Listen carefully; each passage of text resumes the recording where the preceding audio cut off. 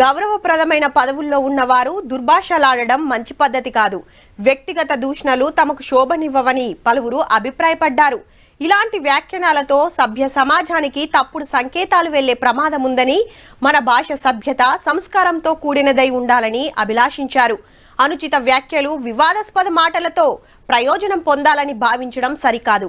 రేపటి తరాన్ని వక్ర మార్గంలో నడిపించిన వారమైతమని ఆవేదన వ్యక్తం చేశారు.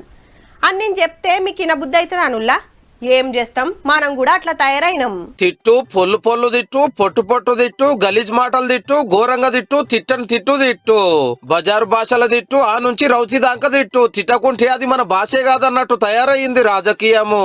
నువ్వు ఒక్కటంటే నేను 4 గంట, నువ్వు అట్లా తిడితే నేను ఇట్లా తిడతా అని పోటీలు పడుతున్నారు. గీసొంటి ముత్యాల మాటలకు, పగడాల పలుకులకు గురువలని పసిపోరాలను అడిగినా టక్కున చెప్పే పేరు గౌరవనీయులు పెద్దలు శ్రీ కల్వకుంట్ల చంద్రశేఖరరావు గారు. కేంద్ర మంత్రి కావన్నా తెలంగాణ మాట్లాడే పిసగాడి కొడుకు వాడు సిగ్గుపడాలి. పిసగాడి కొడుకే అంటున్నాను నేను. అంటే వద్దన్న కుక్కల కొడుకే వాడు. ఏం పీకెత్తందుకు పోతారు?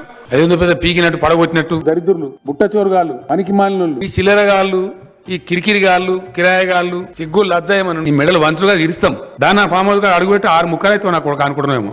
ఈ గోకాసులు ఏం లేక నలిసి పారేస్తాం, 4 చీరేస్తాం. మావాడు బేకూఫ్ తప్పు చెప్పిండని చెప్పు. నీ బొంద నా బొంద కదా ఎందుకు నాకు అర్థంగా సొల్లుకురాను. ఏ విపక్షమే ఎవడెవడు తలకాయనోడు, నిపులు ఎవడా నిపుణుడు నాకు అర్థంగా ఎవడవాడు తీసుకురాపు. బహుసక్కటి భాషను ఉద్యమయాలను అందుకొని సీఎం సీట్లకు వచ్చినాక ఇంకిన్ని తిట్లు దొరకబట్టి మసాలాలు గసగసాలద్ది ఇనసొంపు వినిపించుడు సురువు చేసిండు. సారు ప్రెస్ మీట్ పెట్టిండంటే ఆ దినం తిట్ల పండుగే మరి. సిగ్గాన్ని ఉండాలి, ఇజ్జతాన్ని ఉండాలి. భాగవతంలో బుడ్డకాలు దింపినట్టు జోగడు బాగడు జోకెటోడు తోక గాంధీ, తొండెం గాంధీ కిరికిరి పెడతారు నా కొడుకులు. మేము ప్రిపేర్ అయ్యి రాలే, మరి పీకదందుకు వచ్చినా ఈ సన్నాసులకు తెలియదు. ఆడవడు మీలాంటి కుక్కలు చాలా మంది ఉంటారు, బయటికి వెళ్ళండి. అరే ఏమరుస్తారా బై బేకుఫాలు, కుక్క మూతి పిందే ఈ బీజేపీ పార్టీ. వాడు పిచ్చి పడితే నువ్వు పెడతావా నాకు అర్థం సన్నాసా దరిద్రుడా. మీ బతుకులు చెడా. ప్రతిపక్షాలు, ప్రజా సంఘాలు ఈ లేఖలు ఎవరిని ఇడిచిపెట్టకపోవు. సార్ ముంగటున్నోళ్లే కాదు, టీవీలో చూసేటోళ్ళకి కూడా ఎక్కడ లేని సంబరపడేది. అబ్బా స్పీచ్ అంటే గిట్లుండాలి అని ఒక కొత్త తవ చూపెట్టినట్టు అయ్యింది. పవర్ పోయినాక సారు పలికే బంగారం అయితే మొన్న నొచ్చుడే మళ్ళా గదే చాలు చేసి రాక రాకొచ్చి గివేం మాటలని అటుకెళ్ళి రేవంత్ రెడ్డి సార్ అందుకొని ఆర్పారు అరుచుకునే. నన్ను గెలకకు, ఏ తోలు తీస్తావరా? నీ తోలు తీసుడు కాదు, నిన్ను చీరి చింత కట్టి చింత మడకల ఏలాడేసి కొడతారో లేదో మా సర్పంచులు రా. ఈ కండలు కరిగినాయి, మిగిలిందే తోలు. ఫస్ట్ నీ తోలు సంగతి చూసుకో. ఆయన కొడుకు చెప్తున్నాడు, మైకు ముందలకు వస్తలేడు, ఆయన దాచుకున్నాడు అని. పేడమూతి బోడిలింగం, నువ్వు కూడా నా గురించి మాట్లాడతావా? అవ్వ లాగులో తొండలు ఇచ్చి కొత్త బిడ్డ నేను అనుకుంటున్నావు.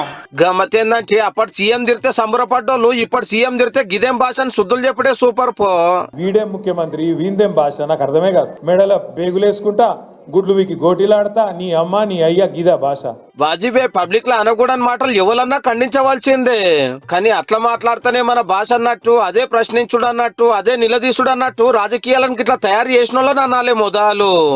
రేపు బజార్ భాష బగ్గొచ్చిన వాళ్ళే రాజకీయంలో తోపులైతారేమో పో.